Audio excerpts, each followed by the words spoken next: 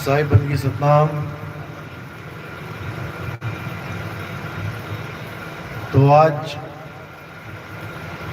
लुधियाना में परमपिता परमात्मा के मूल ज्ञान के सत्संग का प्रचार होने जा रहा है।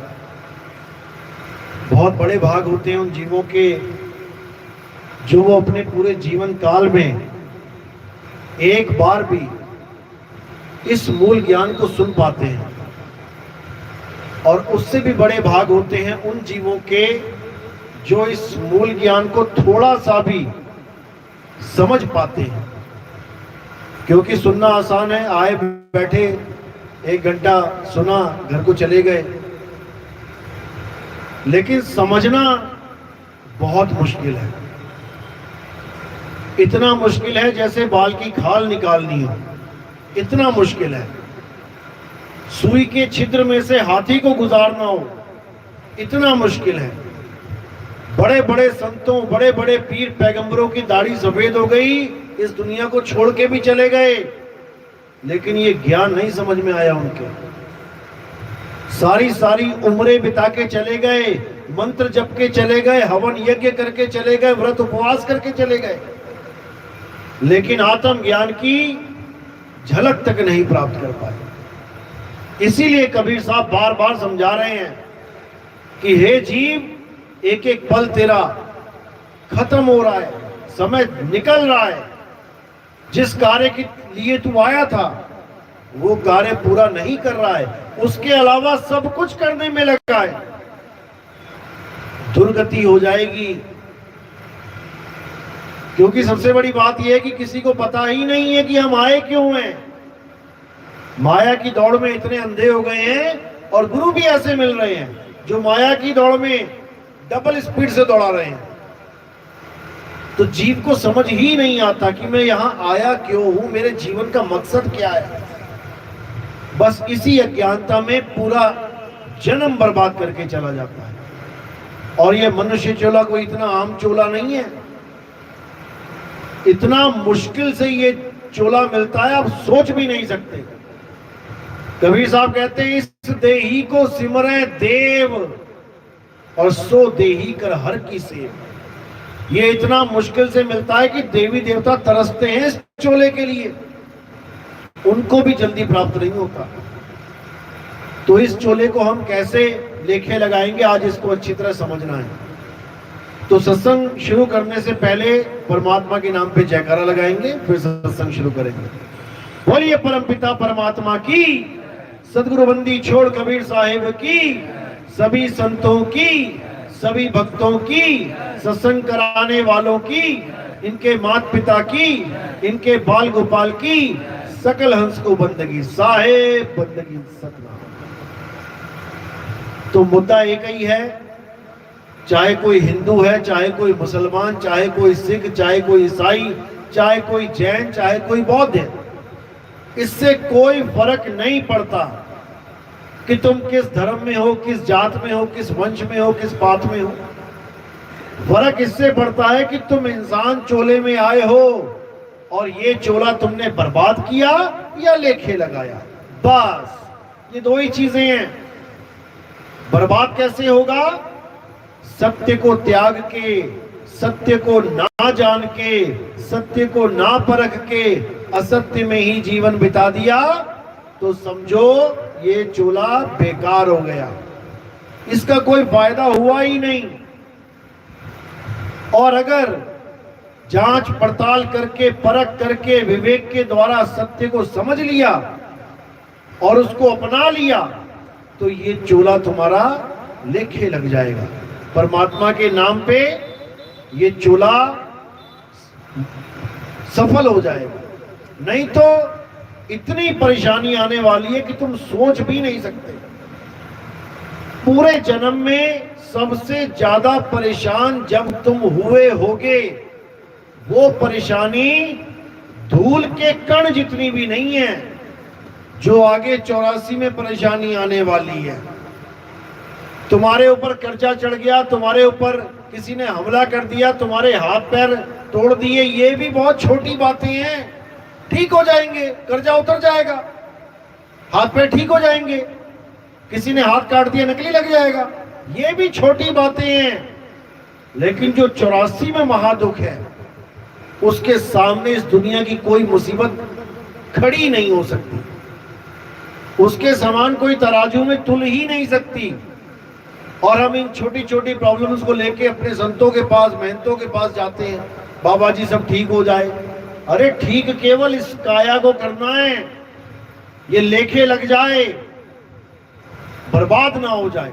बीमारियां आएंगी जाएंगी, खुशियां आएंगी जाएंगी, इससे कोई फर्क पड़ना भी नहीं चाहिए, क्योंकि सब दिन होत ना एक समाना। तुम किसी बाबा जी के पास चले जाओ, किसी मंदिर में चले जाओ, तुम सुख मांगोगे, चलो मिल भी गया, लेकिन के सारी उम्र का मिलेगा, ये तुम्हारी गलतफहमी है। अरे जिन भगवानों के पास जाके तुम माथा टेक रहे हो, सुख मांग रहे हो, वो खुद दुखी रहे सारी उम्र। किसी का भी नाम ले लो, पता लग जाएगा क्या दुख है उनके जीवन में। जो खुद दुख में रहे वो तुम्हें सुखी कहां से कर देंगे। थोड़ा बहुत सुख मिलेगा भी तो इसलिए क्योंकि तुम्हारे कर्मों में है वो। अगर तुम्हारे कर्मों में नहीं है तो कोई तुम्हें सुख दे भी नहीं सकता। एक छोटी सी कहानी आती है। एक बार भोले शंकर का एक बहुत परम भगत था, लेकिन उसकी किस्मत में गरीबी लिखी थी। तो पार्वती कहती है कि महाराज आपका भगत है, इसको थोड़ा अमीर बना दो, पूरा दिन आपका नाम जपता है। तो भोले शंकर कहते भाई इसकी किस्मत में लिखा ही नहीं है दौलत, मैं कैसे दे दूं। कहती आप नहीं दोगे तो मैं दे दूंगी। कहते भाई तू दे के देख ले। तो कहते हैं एक दिन उसके सामने सोने की अशरफियों की पोटली रख दी उसने, माता ने। अब वो चल रहा है और सामने पोटली आने वाली है, इतने में उसके मन में विचार आया अंधे कैसे चलते होंगे इस दुनिया में। ऐसा विचार आया और उसने आगे बंद करके चलना शुरू कर दिया। चलते चलते पोटली पीछे निकल गई, आंखें खोली, अच्छा ऐसे चलते हैं अंधे, चला गया अपने घर।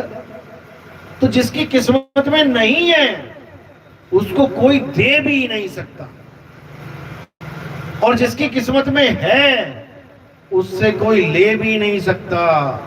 आप देखोगे बड़े बड़े साहूकार सेठिया दुनिया भर का गरीबों का खून चूस रहे हैं, कभी मंदिर भी नहीं जाते, कोई धार्मिक गतिविधि भी नहीं है, फिर भी आप सोचोगे भगवान की पूजा करने वाले गरीब हैं। और ये देखो ये नास्तिक आदमी इतना बड़ा अमीर बना बैठा है, गाड़ियों में घूम रहा है, बिना मांगे उसे सब कुछ मिल रहा है। क्यों? क्योंकि ये उसकी पुराने जन्मों की कमाइयां हैं जो उसको खाने को मिल रही हैं और उसके बाद खत्म हो जाएंगी, फिर वापस नरक में गरक में जाएगा। तो ये होता ही आया और होता ही जाएगा।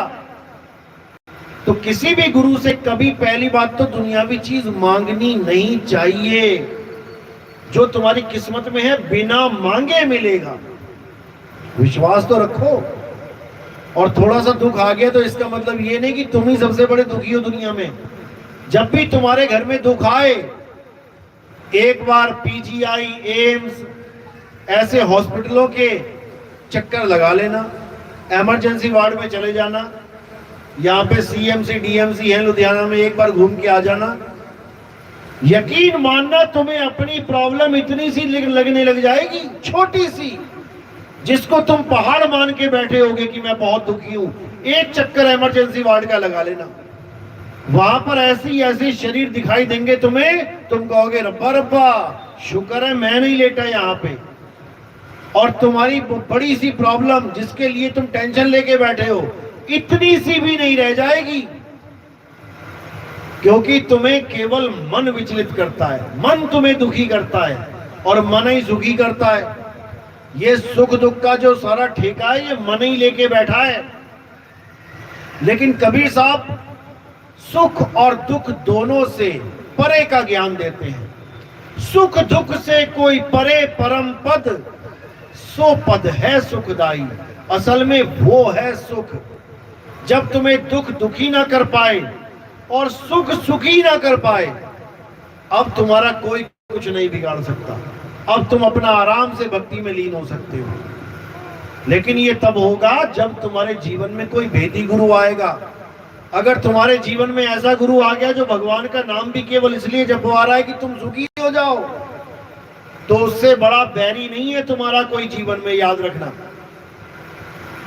क्योंकि अगर तुम भगवान का नाम भी शारीरिक सुख के लिए जपोगे तो तुमसे बड़ा कोई भिखारी नहीं है इस दुनिया में। तो इन चीजों को बिल्कुल दूर करना है और वेदी गुरु के द्वारा केवल अपने आत्म तत्व को कैसे जाने वो जानना है। और वो तभी होगा जब ऐसा गुरु मिलेगा जो तुम्हें 2 अक्षर का भेद समझा देगा। सोई गुरु पूरा कहावे, 2 अक्षर का भेद बतावे, एक छुड़ावे एक लखावे, तब प्राणी निज घर को जावे। ये जितने भी बोलने लिखने वाले पढ़ने वाले जितने भी नाम हैं उन सबको तुम्हारे दिलो दिमाग से छुड़वा दे।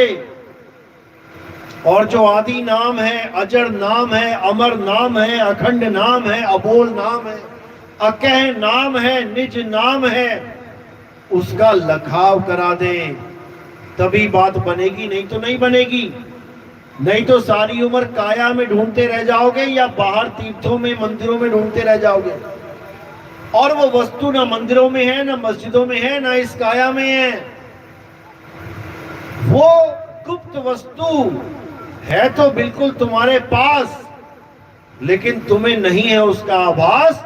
इसलिए एक हिरण की तरह जो वस्तु नाभि में है, ज्ञान ना होने के कारण जंगल जंगल भटकते फिर रहे हैं, उस हिरण की तरह जीवन हो गया है जिसकी वस्तु उसके पास है। कस्तूरी कुंडल बसे और मृग ढूंढे वन माही, ऐसे रमता राम है ये दुनिया जाने नहीं। वो रमता राम बिल्कुल तुम्हारे पास है, उससे पास कुछ भी नहीं है, लेकिन फिर भी सबसे दूर है क्योंकि उसका ज्ञान नहीं है। अरे साहिब का घर दूर है, बहुत दूर है। कैसे? जैसे पेड़ खजूर, तुमने अपने आंगन में खजूर का पेड़ लगा लिया, अब 200 फुट चला गया ऊपर, खजूरें भी लग गई, बढ़िया पकी हुई, लेकिन तुम्हें चढ़ना नहीं आता।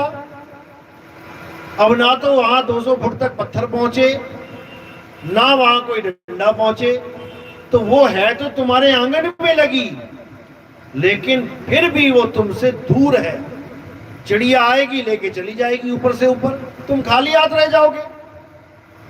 तो कह रहे साहिब का घर दूर है जैसे पेड़ खजूर, और ज्ञानी जन के पास में अज्ञानी से दूर। ज्ञानी जन कौन? जिनको विधि पता है उस खजूर के पेड़ पे चढ़ने की, वो तो चढ़ेगा और खजूरें तोड़ के ले आएगा। और जिसको नहीं पता है चढ़ना, वो बेचारा मुंह देखेगा। उसके आंगन में खजाना है लेकिन उसको प्राप्त नहीं हो सकता। तो इसी प्रकार वो वस्तु तुम्हारे पास है। घट घट मेरा साइया, सोनी सेज न कोय, और बलिहारी व घट की जिस घट प्रगट होए। वो खजूर सबके पेड़ पे लगी है, लेकिन तुम्हें चढ़ना नहीं आ रहा। चढ़ोगे कैसे? विहंगम चाल से। और गुरु कैसे मिल रहे हैं? कोई चींटी की चाल वाला, कोई मछली की चाल वाला, कोई मकड़ी की चाल वाला। ये सब तुम्हें वहां नहीं पहुंचा सकते। अरे कबीर का घर शिखर पर, जहां सिलहली गैल और पाँव न टीके पिपिल का, पंडित लादे बैल। पाँव न टीके पिपिल का, यानी चींटी भी वहां नहीं पहुंच सकती। यानी चींटी की चाल वाली भक्ति, मकड़ी की चाल वाली भक्ति, मछली की चाल वाली भक्ति, ये तुम्हें वहां नहीं पहुंचा पाएगी। वहां कौन सी भक्ति पहुंचेगी? विहंगम चाल। केवल और केवल विहंगम चाल से ही तुम वहां पहुंच सकते हो। इसीलिए साहब ने समझाया कि शब्द विहंगम चाल हमारी, और कहे कबीर सतगुर दई ताली। खुले कपाट शब्द झनकारी, पिंड अंड के पार सो देश हमारा है, कर नैनो दीदार महल में प्यारा है। इस पिंड के पार है वो मालिक, लेकिन सारे गुरु साहिबान इसी में बताते जा रहे हैं, इसी काया में परमात्मा का वास बता देते हैं।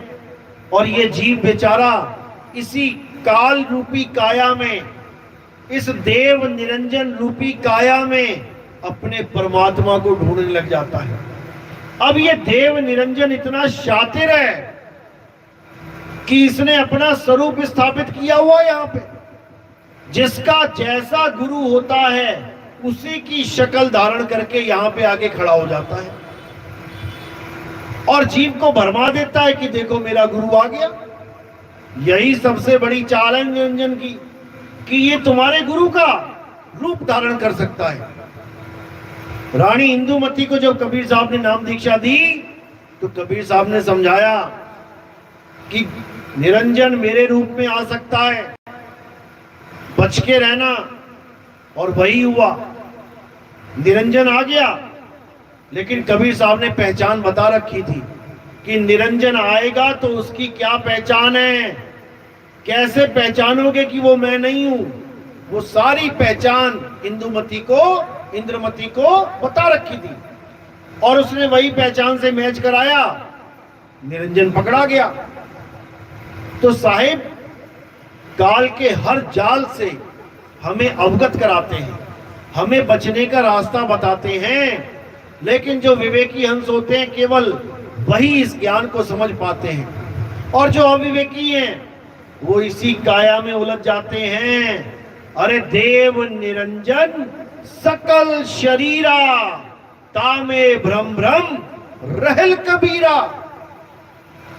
जो भी गुरु ये कह देता है कि बेटा तुझे मैं पार करूंगा, तुझे भक्ति करने की जरूरत नहीं है, मैं ही आऊंगा यहाँ पे त्रिकुटी में मिलूंगा, मेरे रूप में परमात्मा आएगा, ये सब निरंजन के पुजारी हैं। ये जीवात्मा को निरंजन से ही जोड़ते हैं। और जो गुरु ये कहता है कि बेटा किसी का ध्यान करने की जरूरत नहीं है, तू केवल अपने सत्य स्वरूप को पहचान ले, तू अपने आत्म स्वरूप को पहचान ले, उसी से तेरी मुक्ति होगी, वही सतगुरु है। इसीलिए साहिब ने कहा शब्द हमारा तू शब्द का, सुन मत जा सरक, और जो चाहे निज रूप को तो शब्द ही ले परख। यानी तेरा और मेरा दोनों का स्वरूप ये शरीर नहीं है, ना गुरु शरीर है और ना चेला शरीर है। जो गुरु चेले को शरीर बना के बैठा है वो परमात्मा को भी शरीर ही घोषित कर देगा। गुरु कौन है? शब्द गुरु। और चेला कौन है? सुरत धुन चेला। ना गुरु शरीर है और ना चेला शरीर है। जब तक ये ज्ञान आपके समझ में नहीं आया तब तक इस काल निरंजन की बाजी से तुम बच नहीं सकते। ये कहीं ना कहीं खड़ा हो जाएगा गुरु का रूप लेके और तुम्हें विचलित कर देगा। इसलिए पूरा पक्का विश्वास कर लेना कि गुरु शरीर नहीं है। तो शरीर क्या है? शरीर 5 तत्वों का पुतला है। निरंजन की ही सारी शक्लें हैं, मन के रहने का स्थान है। इस तन में कौन रहता है? इस तन में मन रहता है। परमात्मा कहाँ रहता है? परमात्मा आत्मा में रहता है, इसीलिए गुप्त है। तो साहिब कह रहे संतो तन खोजा मन पाया, मन ही श्रोता मन ही वक्ता मन ही निरंजन राया। ये मन ही है। लेकिन दुख के साथ कहना पड़ता है कि बड़े बड़े कबीर पंथी जो कबीर सागर को ऐसे मुंह जबानी रटे बैठे हैं वो तक इस भेद को नहीं समझ पाते और उस कहानी ज्ञान से सारा ज्ञान चुरा के अपने चेलों को बांटते रहते हैं। उस कहानी में जो भेद की बात है, जो रहस्यमयी ज्ञान है, वो ये जीवन भर नहीं समझ पाते, ना ही जीवन भर इसको खोल पाते हैं। परमात्मा के 16 पुत्रों की महिमा गाते हैं कि परमात्मा ने 16 पुत्र बनाए। जो भी गुरु ये समझा दे कि परमात्मा ने 16 पुत्र बनाए और एक काल बना दिया, वो सब अज्ञानी गुरु हैं। वो समझ ही नहीं पाए कि ये 16 क्या है, ये 16 सुत है क्या। पहला पुत्र कुरुम यानी कछुआ, ये गुण है कि इस दुनिया का विस्तार कैसे हुआ, कछुए की तरह हुआ। कछुआ पहले खुद में ही सिमटा हुआ है और जैसे ही उसने हाथ पैर पूंछ गर्दन निकाली, ये सब विस्तार होता ही चला गया। इसी पसारे को सृष्टि कहते हैं। इसी पसारे को खत्म करने को मुक्ति कहते हैं, और कुछ नहीं है। ये तुम्हारे पास दो ही ऑप्शन है, या सृष्टि या मुक्ति। तत्वों में उलझ गए तो सृष्टि, आत्म स्वरूप में आ गए तो मुक्ति। श्वासों में उलझ गए तो सृष्टि, आत्मा में जाग गए तो मुक्ति। जो श्वासा संग करे पयाना, 5 तत्व में जाए समाना। श्वासों का अजपा जाप करने वाले, कोई सोहंग सोहंग, कोई कोहंग कोहंग, कोई वाहे गुरु श्वासों में जप रहे हैं, कोई राम राम श्वासों में जप रहे हैं, कोई सोहंग सोहंग शिव शिव श्वासों में जप रहे हैं। ये सब दोबारा सृष्टि बनाने की तैयारी कर रहे हैं और इनको आना ही पड़ेगा, कोई रोक नहीं सकता। बचेगा कौन? अरे बचना चाहो काल जाल से, चीनो शब्द हमारा, और कहें कबीर अमर कर राखूं, जो निज होए हमारा। जो पूर्ण रूप से 100% कबीर साहब के शब्द में रम जाता है, जो 24 घंटे मालिक की बंदगी करता है। बंदगी का मतलब ये नहीं कि नाम जपना, बंदगी का मतलब है अपनी सूरत को स्थिर करना अपने शब्द गुरु के चरणों में। यही साहिब ने समझाया, सूरत फंसी संसार में, ता से पड़ गई दूर, सूरत बांध स्थिर करो, 8 पहर हुजूर। 8 पहर केवल एक ही काम करना है, सूरत बांध स्थिर करो। और ये भेद आपको भेदी गुरु समझाता है कि स्थिर करना है तो कहां करना है। शब्द गुरु विराजमान है तो कहां विराजमान है। भेदी गुरु ना मिलने के कारण लोग इसको मंदिर मस्जिद गुरुद्वारों में ढूंढने लग जाते हैं, लोग इसको नदियों में नालों में ढूंढने लग जाते हैं, लोग इसको बन बन में ढूंढने लग जाते हैं, और ज्यादा से ज्यादा क्या होता है, लोग इसको काया में ढूंढने लग जाते हैं। लेकिन ये सब अज्ञान है।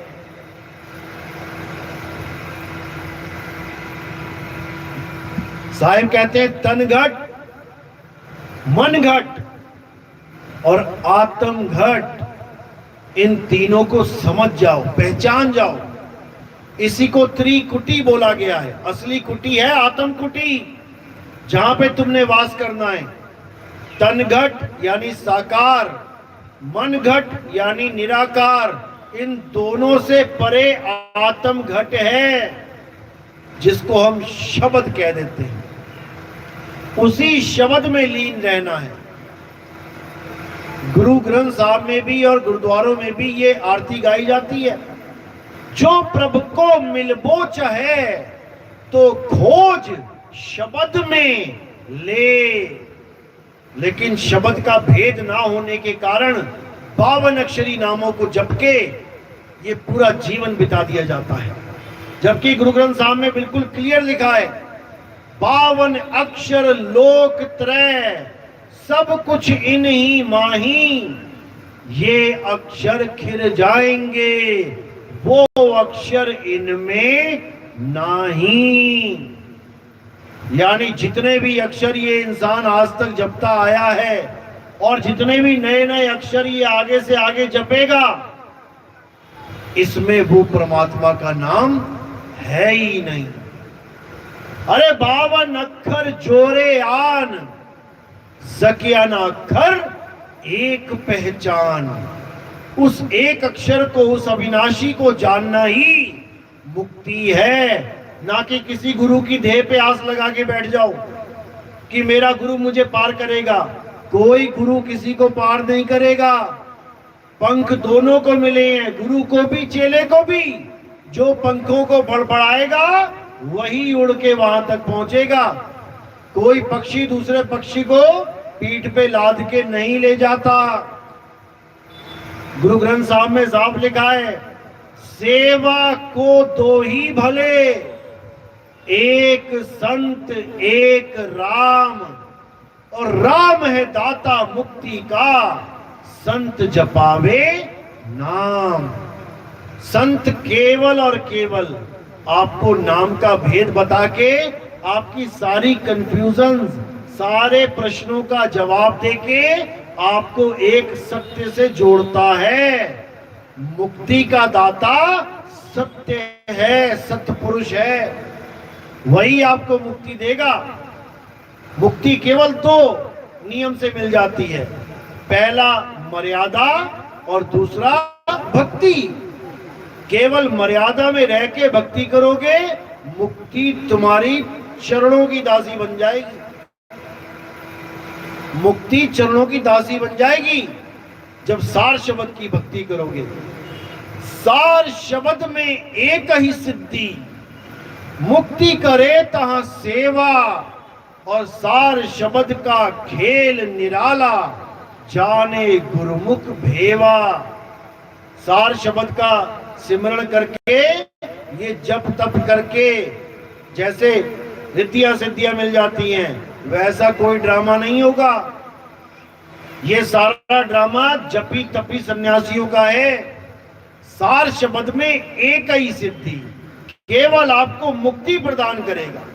मुक्ति तुम्हारी सेवा करेगी आके, ना कि तुम त्रिकालदर्शी बन जाओगे, अघोरी बन जाओगे। इसको बिल्कुल दिमाग से निकाल देना। तो सार शब्द परमात्मा की देन है, जिस पर मालिक की मोहर लग जाती है, जिस जीव पर परमात्मा दया करते हैं, उसको सार शब्द का ज्ञान प्राप्त करवा देते हैं। उसी से वो जीव बच सकता है, नहीं तो ये काल निरंजन किसी को छोड़ता नहीं। तो साहिब कह रहे, सार शब्द कहीं बाची हो, मानो एतवारा, अक्षर पुरुष एक पेड़ है, निरंजन वाकी डारा। अक्षर पुरुष एक पेड़ है, निरंजन तो उसकी डाल है। कौन है अक्षर पुरुष? ये सुरता ही अक्षर पुरुष है, इसी का ये सारा विस्तार है। इसी से काल भगवान की उत्पत्ति होती है। यही बार बार काल को जीवित कर देता है अज्ञानता में। इसी को साहिब ने मना किया। कहते हैं, मैं कहता हूं आंखों देखी, तू कहता कागज की लेखी। अरे मैं कहता हूं जागत रहियो, और तू जाता है सोई रे। तेरा मेरा मनवा कैसे एक होई रे। कबीर सागर में आता है एक जगह कि अक्षर पुरुष को नींद आ गई और सामने जल में अंडा प्रकट हो गया। अक्षर पुरुष ने क्रोध से देखा, गड़गड़ाता हुआ अंडा फूट गया, उसमें से काल निकल गया। ये सब अक्षर पुरुष की कारस्तानी है। परमात्मा ने नहीं बनाया काल वाल को, अक्षर पुरुष का खेल है सारा। इसी को साहिब ने बार बार समझाया कि काल से बचना है, अपने स्वरूप को जान लो। अक्षर पुरुष के पास दो ऑप्शन है, या तो काया में रहे या शब्द में रहे। जब तक शब्द का ज्ञान नहीं होगा, ये बार बार काया में ही रहना चाहेगा, क्योंकि इसको पता ही नहीं है कि काया के बिना मैं रहूं तो रहूं कहां। इसलिए एक काया छूटने को होती है, दूसरे की डिमांड कर देता है। हॉस्पिटल में जाके जो मरने वाला है उससे मिलो, उसको पूछो कि ये सूटकेस भर के नोट चाहिए या ये शरीर चाहिए। फिर देखो क्या जवाब देता है वो कहेगा, भैया इतने नोट तो मुझसे ले ले, जो सारी उम्र मैंने खाया कमाया, जो मैंने जोड़ा वो सारा ले लो, मेरा शरीर बचा लो। क्योंकि मैं शरीर में रहना चाहता हूं। यही बीज है अगले पेड़ का। ये अंत समय में जो बीज पड़ जाता है तुम्हारे संस्कारों में कि मुझे देह चाहिए, तो वाणी कहती है जो जो मांगो ठाकुर अपने से, सोई सोई देवे। ये बीज का ही नाश करना है। जब अंत समय आएगा तो इस शरीर से ध्यान हटा लेना और क्या करना है, जो गुरु ने विधि बता दी है 100% पूर्ण विश्वास के साथ बस उसमें सूरत को स्थिर कर लेना। यकीन मानना तुम्हें यह भी पता नहीं लगेगा कि यह शरीर कब छूट गया। जैसे तुम निद्रा में जाते हो तब भी इस शरीर को छोड़ रहे होते हो, इस शरीर को छोड़ के सूक्ष्म शरीर में जा रहे होते हो, लेकिन आज तक ये रिकॉर्ड है कि कोई आदमी ये बयान नहीं कर सका कि मैं कब इसको छोड़ के कब सूक्ष्म में चला गया और उस वक्त क्या अवस्था बनी मेरी। गर्दन खड़ी खड़ी खड़ी लेट जाती है, लुढ़क जाती है, कलम हाथ में पकड़ी पकड़ी गिर जाती है। कोई बता ही नहीं पाता कि मैं कैसे ट्रांसफॉर्म हो गया, कैसे सूक्ष्म में चला गया, कोई बता ही नहीं पाता। इसी प्रकार जब अंत समय आएगा तो तुमने क्या करना है, इस सृष्टि से अपना ध्यान हटा लेना है। और ये करने की भी जरूरत नहीं पड़ेगी, जो अभ्यास कर रहा है उसका ध्यान हट ही रहा है, उसको तो हल्का सा इशारा मिलेगा और सीधे सूरत अपने ठिकाने पे आ जाएगी। ये बंदी छोड़ की कृपा है। इसी को वो कहते हैं जहां आशा तहां वासा होई और वाह को रोक सके ना कोई। बस यही करना है। और अगर नाम दीक्षा लेने के बाद भी मेरा मकान, मेरी दुकान, मेरी बीवी, मेरा भैया, तो फिर जगत और भगत में कोई फर्क नहीं है। याद रखना इस बात को। सबसे पहले तो ये समझ लो कि तुम किसी के ना तो पुत्र हो, ना तुम किसी के पिता और माता हो, ना तुम किसी का भाई और बहन हो। ये तो केवल एक गर्भ से निकलने का रास्ता बना रखा है। 4 5 6 निकल आए तो कहते हैं हम भाई भाई हो गए, और कोई पड़ोसियों के गर्भ से निकल रहे हैं वो कहते हैं हम भाई भाई नहीं है। केवल गर्भ से 4 5 बच्चे पैदा हो गए तो उसको भाई भाई मान लेते हैं, और जब माया अपना खेल घुमाती है, थोड़ा सा नचाती है, तो भाई भाई का ही दुश्मन हो। पापा ने इतनी जमीन भैया के नाम ज्यादा कर दी, मैं कोर्ट में केस करूंगा। कहां गया भाई भाई? अब तो इतना बुरा हाल है, बहनें भी कोई केस कर रही हैं भाइयों पे कि हम भी यहीं से आए हैं, इसी गर्भ में से, हमें भी अपना अधिकार चाहिए। ये सब माया का खेल है। अंत समय में किसी पे आस मत लगाना कि मेरे लड़के को बुला दो, मैं शक्ल देखना चाहती हूं। लड़के को बुलाओगे, शक्ल देखोगे तो सुअर की जून खाली पड़ी है। अंत काले जो लड़का सिमरे, ऐसी चिंता में देह मरे, सुअर जन्म वो बलबल उतरे। 20-20 शक्लें देखोगे, फिर मोटी मोटी गोल गोल नाक मिलेगी, प्यारे प्यारे बच्चे मिलेंगे। सुअर के बच्चे कितने प्यारे लगते हैं बचपन में, तो ऐसी हालत हो जाएगी। और 5 बार भी आ गई तो समझ लो कि कौरव की फौज खड़ी हो जाएगी। 20 पंजे 100 बन जाना फिर वहां पे गांधारी। तो यही हाल होगा। इसलिए बचने का एक ही रास्ता है कि अपने आप को एक शुद्ध चैतन्य स्वरूप आत्मा मानो और इसको जानने की कोशिश करो। ये आत्मा तुम्हारे पास है, तुमसे दूर हो ही नहीं सकती। आत्मा पता है ना, आत्मा सुना है ना नाम, सब लेके आए हो आत्मा अपनी अपनी, छूट तो नहीं की घर पे किसी की, सब लेके आए हो, लेकिन आत्मा का ज्ञान शून्य है। तो साहिब कह रहे हैं कबीर आत्म ज्ञान का पड़ा नगर में शोर, जिसको भी पूछो आत्मा को जानते हो? हाँ हाँ मैंने सुना है, आत्मा सुना है। भैया होती कैसी है? कहते पूछो कैसी आत्मा, तो देते दांत निपोर। हंस के बता दे, ही आत्मा होती है, सुना है, अरे बताना कैसी होती है, फिर कोने में से निकल जाएंगे, क्योंकि वो आत्मज्ञानी नहीं है।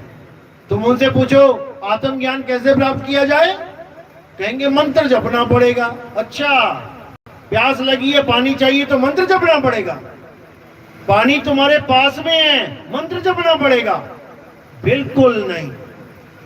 तो साहिब कह रहे हैं जल में मीन प्यासी, मुझे देखती आवे हासी, आत्म ज्ञान बिना नर भटके, कभी काबा कभी काशी।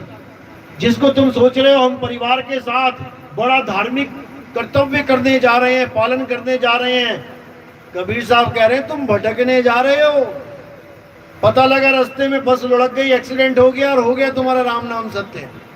जिस चीज को तुम ढूंढने जा रहे हो, अरे तुम्हारे घर में पड़ी है, वो घर में पड़ी वस्तु नहीं सूझे, बाहर ढूंढने जासी, और जल में मीन प्यासी, मुझ देखते आवे हासी। उससे भी ज्यादा हंसी उन पे आती जो कहते हैं जो वस्तु मेरे पास है सारे ब्रह्मांड में नहीं है, बताओ। और साहिब कह रहे घट घट में वो वस्तु पड़ी है, लेकिन मोतिया बिंद हो गया इन गुरुआ लोगों को। इनको माया की दौड़ इतनी सता रही है, हजारों आश्रम बना के, हजारों बाग बगीचे लगा के, हजारों फैक्ट्रियां लगाकर भी इनका मन भर नहीं रहा। तो ये सब माया की दौड़ से निकलना है, और एको सिमरो नानका, उस एक आत्म देव को सिमरो, वही आत्म देव देवों का देव महादेव है। उसके बिना कोई चल ही नहीं सकता, उसके बिना पत्ता हिल नहीं सकता।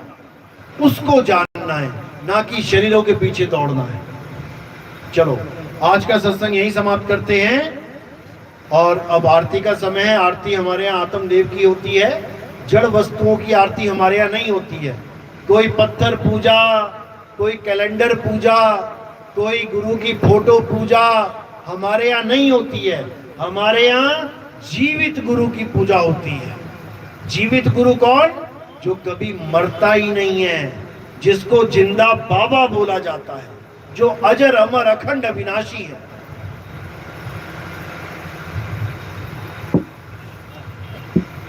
चलो आरती ले आओ। कोई नाम दीक्षा वाला तो नहीं है? प्रथम दीक्षा वाले कौन है, हाथ खड़े करो। दूसरी दीक्षा वाले, दूसरी वाला कोई है? कितने महीने हो गए नाम लिए? हो गया, बहुत बढ़िया। कहाँ लिया था नाम? गोरखपुर में। आप कहाँ से? पहले कहाँ से नाम लिया था? हमारे से पहले कहाँ से लिया था? सुल्तानपुर में। कबीरपंथी थे? चलो बहुत अच्छी बात है। और कोई दूसरी दीक्षा लेडीज में? दूसरी दीक्षा आपने पहली वाली में भी हाथ खड़ा कर दिया। पहली तो हुई है ना, कंठी पड़ी है गले में, बहुत बढ़िया। पहले चरणामत बना लो, या फिर ऐसा करो, हाँ पहले चरणामत बनाओ, उसके बाद बस सुबह उठते ही पहला काम क्या करना है? साहेब बंदगी सतनाम करो। साहेब बंदगी सतनाम।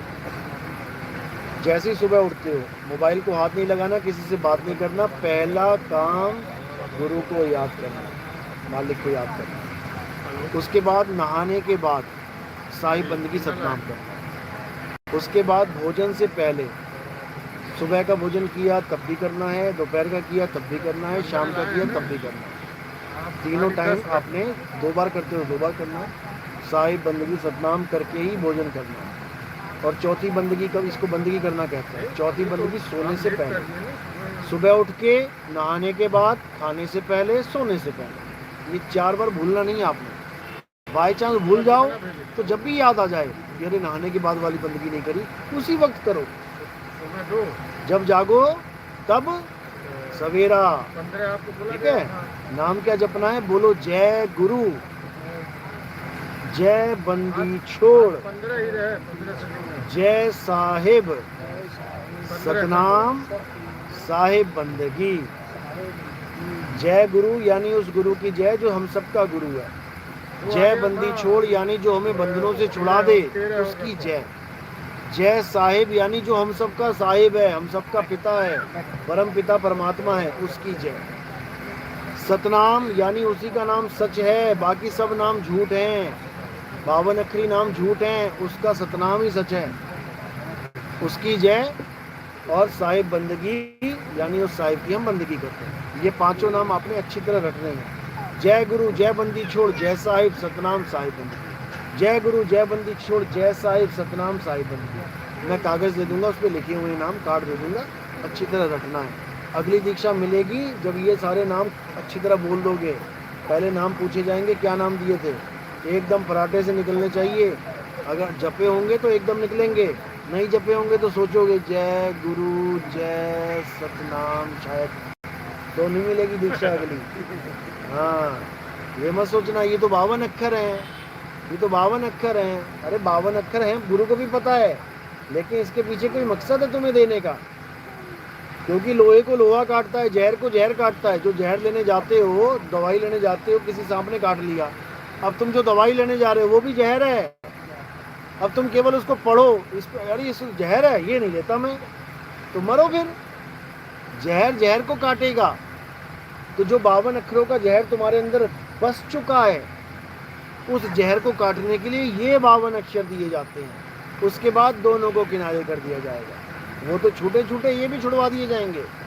तब आपको आत्मा का लखाव कराया जाएगा कि आत्मा कैसे है कहाँ, कैसे, क्या विधि है, कैसे भक्ति करें, सारा समझाया जाएगा। ये दूसरी दीक्षा होगी आपकी। उसके बाद जब तीसरा चरण आएगा यानी अनुभूति ज्ञान होगा, अनुभव ज्ञान होगा, तब आपको सारे भेद खोल दिए जाएंगे। उसको अगाध ज्ञान कहते हैं। जब वो आ जाएगा तो आप सृष्टि बनाओगे ही नहीं। फिर आपको समझ में आ जाएगा कि सृष्टि बनती कैसे है और मैंने क्या गलती नहीं करनी है। दोबारा सृष्टि बन ही नहीं सकती और मुक्ति हो जाएगी। चलो साहब जी, सभी को माता जी राधा स्वामी चाहिए, पहली बार। पहली दीक्षा लेने आए हो? दीक्षा चाहिए? नहीं डाला। अच्छा, साहिब बंदी राधा स्वामी पंथ से आए आप? कितने साल से राधा स्वामी में है? सब कुछ मिल गया, राधा स्वामी में मिल गया, बहुत बढ़िया बात है। फिर तो वहां तो गुरु को नहीं मिल पा रहा, चेलों को मिल गया। देखो ऐसे पंथ चल रहे हैं जो 5 नाम देते हैं, ज्योत निरंजन ओंकार आरंकार सुवंग सतनाम। पहले तो ये नहीं हमें समझ में आता कि जब परमात्मा एक है तो ये 5 नाम क्यों, किसके हैं ये 5 नाम? अभी मैं 5 नाम लूंगा, आपको पता होगा ये किसके हैं। भोले शंकर पता है, राम जी पता है, हनुमान जी पता है, विष्णु जी पता है, गणेश जी पता है। 5 नाम भी पता है और 5 कौन किसके नाम है ये भी पता है। अब मुझे बताओ ज्योत निरंजन किसका नाम है, क्या है वो, कौन है वो? ओंकार कौन है, कैसा है देखने में? रारंकार किसका नाम है? 2 हाथ है, 2 पैर है, हाथ क्या है उसके? सोहंग कौन है ये, किसका नाम जप रहे हो? सतनाम, ये सतनाम कौन है? एक का भी नाम नहीं पता किसी को, एक का भी स्वरूप नहीं पता किसी को। बस जैसे गुरु ने दे दिया वैसे ही चली जा रहे हैं। दुर्गति होगी दुर्गति। ये कह के दिया जाता है कि 5 रूहानी मंडलों के 5 धनी हैं। अरे भाई हमारा तो एक ही धनी है, हमारा तो एक ही परमात्मा। ये 5 धनी कहां से आ गए? साहिब कहते हैं द्वार धनी के पड़े रहो, धक्का धनी का खाओ, और कब हूं धनी निवाजी हैं, जो दर छाड़ ना जाओ। एक ही धनी है, एक ही परमात्मा है, एक ही नाम है। जिसके गुरु के पास एक नाम नहीं है वो 5, 10, 50, 100, 50,000 देता ही जाएगा वो, और जीवन बर्बाद कर देगा। कबीर साहब कहते कोटि नाम संसार में, इनसे मुक्ति ना होए, और गुप्त नाम सतपुरुष का, पूज्य बिरला कोई। इन नामों से मुक्ति नहीं होती भाई।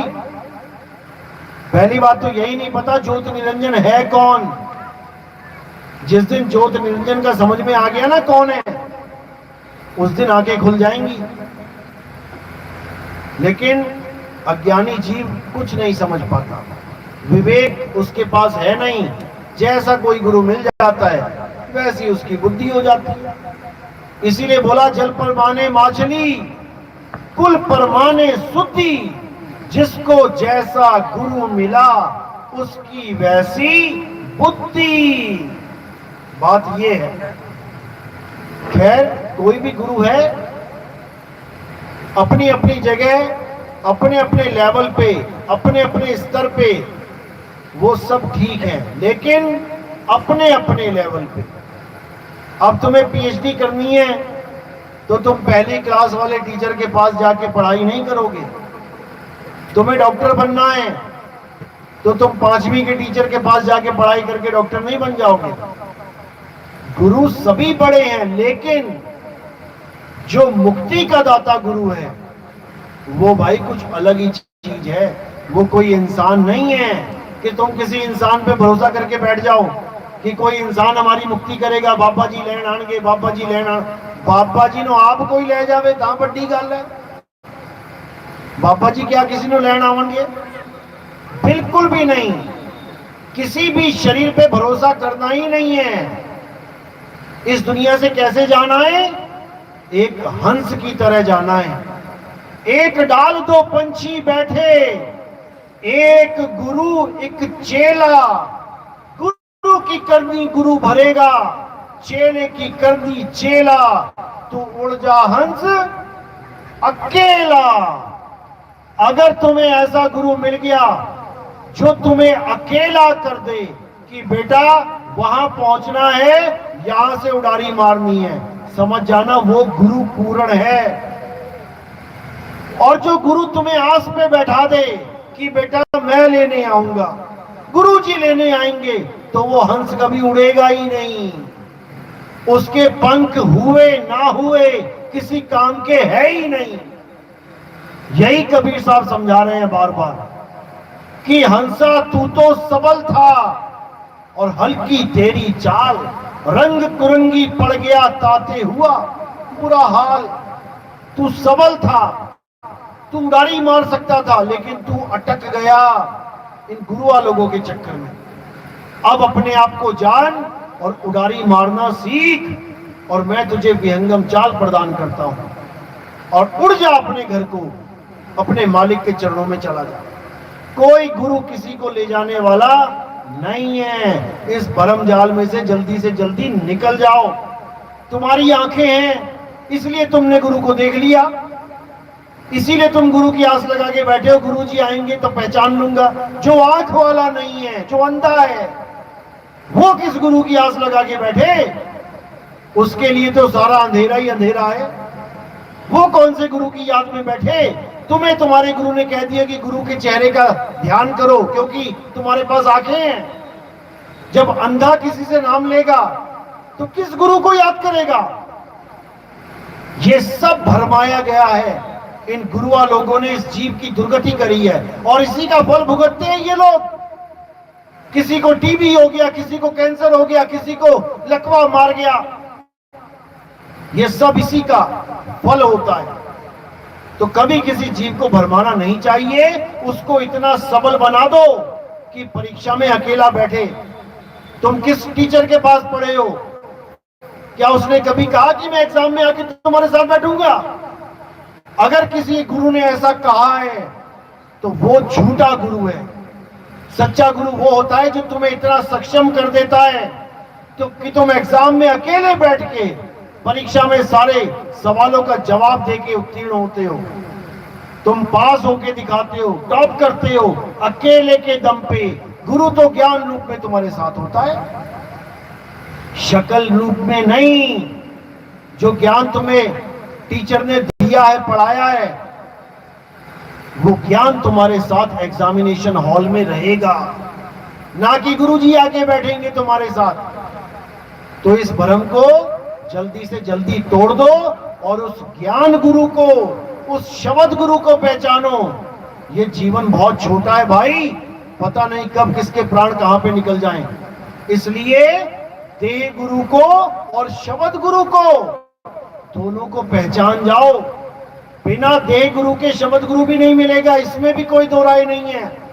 लेकिन किसका लेवल कहां तक है, किसकी पहुंच कहां तक है, इसको अच्छी तरह समझ के आगे बढ़ो। चलो। तो अब आरती का समय है, अब आरती करेंगे। आरती के बाद भोजन प्रसादी जो भी है उसको करके यहाँ का सत्संग खत्म करेंगे। और अगला सत्संग शाम को फतेहगढ़ साहब में है। जो भी भगत वहाँ पे आना चाहते हैं वो मुझे मैसेज करें और एड्रेस व्हाट्सएप पे ही ले लें। तो आज का सत्संग यही समाप्त करते हैं। बोलिए सतगुरु बंदी छोड़ सतगुरु सत्य कबीर साहिब की सदा ही जय हो। सतनाम साहिब।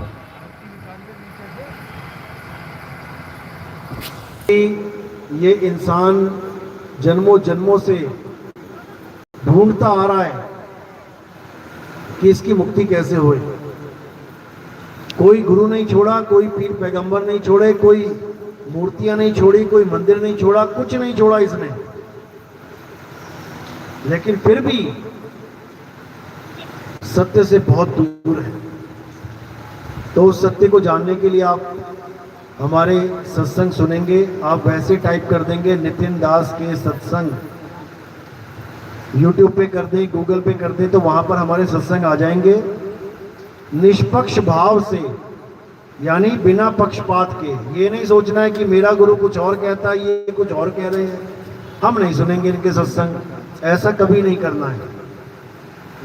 कोई भी कुछ बता रहा है तो अपने अनुभव से बता रहा है, आपने उसको सुनना है, विचार करना है, तर्क शक्ति के द्वारा ये समझना है कि ये सच है कि झूठ है। और जब ये निर्णय हो जाए कि हाँ यही सत्य है, तो पक्षपात किए बिना आगे बढ़ जाना चाहिए, आगे का ज्ञान लेना चाहिए।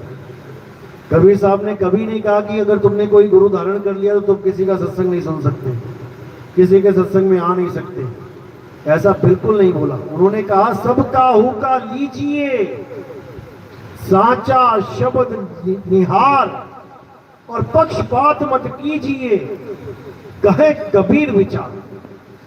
कि सबका हुक्का लीजिए, साचा शब्द निहार। कोई भी आदमी, कोई भी, चाहे वो किसी धर्म का हो, किसी पंथ का हो, अगर वो परमात्मा की बात कर रहा है उसकी बात जरूर सुनो। वो हिंदू है, मुसलमान है, सिख है, ईसाई है, इससे कोई फर्क नहीं पड़ता। अगर वो सच्चे शब्द की, सच्चे मालिक की बात कर रहा है तो जरूर सुनो। क्या पता वो तुम्हारे काम की बात कर दे, क्या पता तुम्हारे जन्म मरण का चक्कर उसी के द्वारा खत्म हो जाए। लेकिन तुम पक्षपात करोगे, नहीं हम तो हिंदू हैं, ये बाबा तो सिख लग रहा है पगड़ी वाला, इसकी बात हम क्या सुने। या हम तो मुसलमान हैं, ये तो गुरु हिंदू लग रहा है, हम इसकी बात क्या सुने। बिल्कुल नहीं। ज्ञान हिंदू और मुसलमान नहीं होता, ज्ञान किसी जात और पात का नहीं होता। ज्ञान तो उस अल्लाह वाहिगुरु गॉड अकाल पुरख का होता है जो सबके लिए एक होता है, समान होता है। ज्ञान कभी भेदभाव नहीं करता। जैसे डॉक्टरी का ज्ञान है, वो तो ज्ञान है, चाहे हिंदू हो, चाहे मुसलमान हो, चाहे सिख, चाहे ईसाई, सब उस ज्ञान को अर्जित कर रहे हैं और डॉक्टर कहला रहे हैं। अब उसी ज्ञान के द्वारा इलाज भी कर रहे हैं, चाहे हिंदू चला जाए, चाहे मुसलमान, चाहे सिख, चाहे ईसाई। ज्ञान कभी धर्म जात पक्षपात नहीं करता, ज्ञान सबका कल्याण करता है। और ऐसा कौन सा ज्ञान है जो सबके लिए बनाए। ये कुरान, बाइबल, गीता, ये सब ग्रंथ हमने बांट लिए हैं कि मुसलमानों के लिए कुरान बनाए, हिंदुओं के लिए गीता बनी है, सिखों के लिए गुरु ग्रंथ साहब बनाए। ये हमने बांट लिया है।